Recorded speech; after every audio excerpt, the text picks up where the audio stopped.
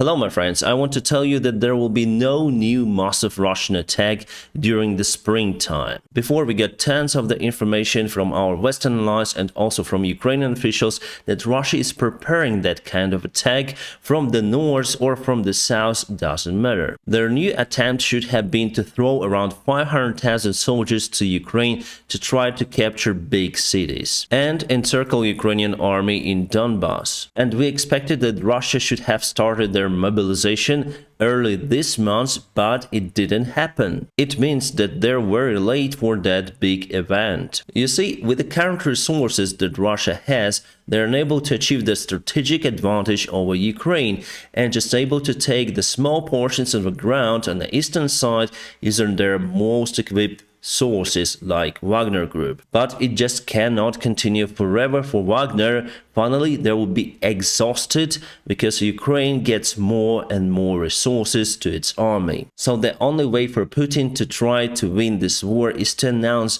one more massive mobilization and throw many more men to this war. 500,000 or maybe even 1 million. But as I say to you, he's not doing that. He put some new air defense systems to Moscow protecting himself, but there is no big decision for this operation, as they call it. The problem for Russia is time. The new mobilized soldiers should have at least 2 or up to 3 months for the training. And if we speak about the last mobilization wave in Russia, not all of the soldiers went to the front lines. They're still in training. Russia announced that they mobilized around 300,000 soldiers, but United States intelligence says that the highest number is 250,000. Less compared to Russian official figures, because they also need to supply those guys, and Russia is very weak in supplies. So to mobilize 500,000 or 1 million, they need to change something in their system, but they are not willing to change it. And that gives Ukraine the window of perspective this spring. You see, half of the winter already has passed, but there is no major advantage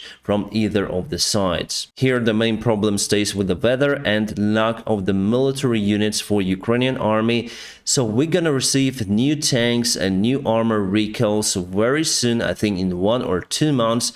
Our personnel already went for the training for Leopard tanks and for Challenger tanks, Bradleys and other vehicles. So we do expect to have the counterattack this spring from Ukrainian side, and we're gonna go to Crimea. I've already done the analysis of the possible counterattack from Ukrainian side.